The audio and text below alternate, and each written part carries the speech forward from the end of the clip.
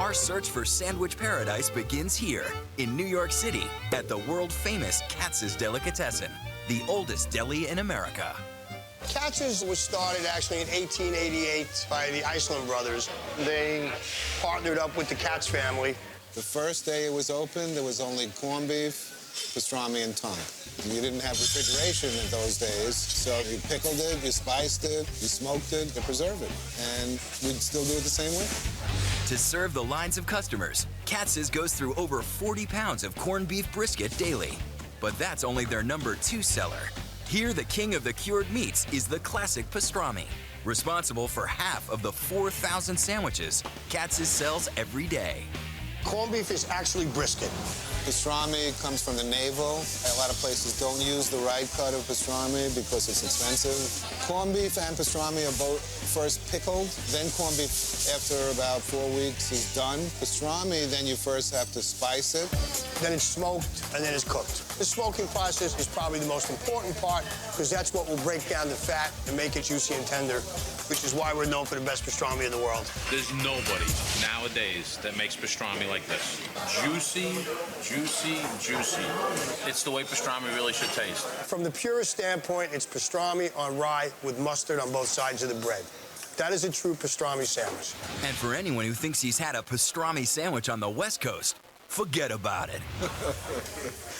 What do you mean West Coast pastrami? There is no West Coast pastrami. One of the major reasons is the water. Something about New York water that's excellent for pickling deli. It has to do with the mineral content. The pastrami was tender, it was juicy, it was just excellent. Part of the Katz's experience is watching them hand carve your sandwich. It's what makes Katz's unique from most delis, because Katz's doesn't have a meat slicer. Thousands of sandwiches are hand cut throughout the course of a day. Literally, there'll be 5 customers deep in front of 7 cutters with a line going to the door. They also make great salami, and during World War II, Katz's started a program called Send a Salami to Your Boy in the Army, a Katz's tradition that continues today. My son was in Iraq, and I used to come here and send him the salami.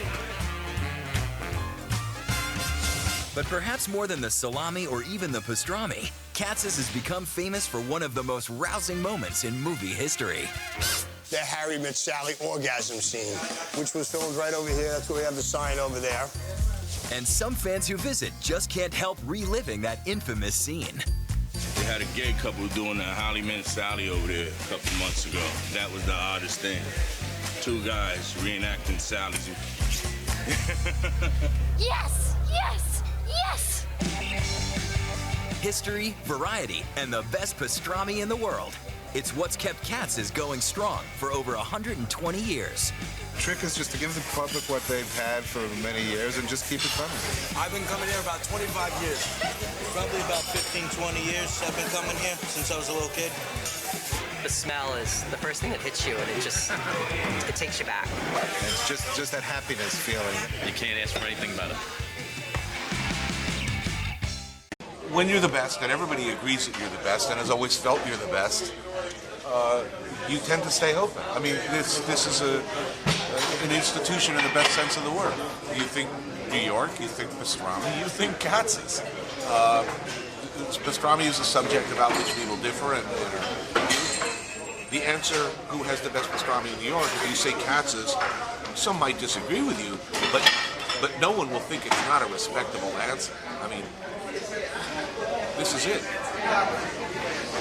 They do it right here. Yeah, I love this place anyway. The last person I want to see in a deli is an actor or a film crew. But, you know, it's a measure of how much I love this place that I come here even if Meg Griffin comes here.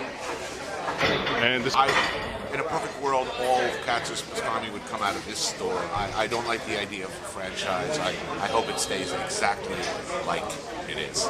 As much as the rest of the world might need Katz's pastrami and Katz's, just as long as this never changes. That's all that matters to me. I want to come back in 30 years and just like this.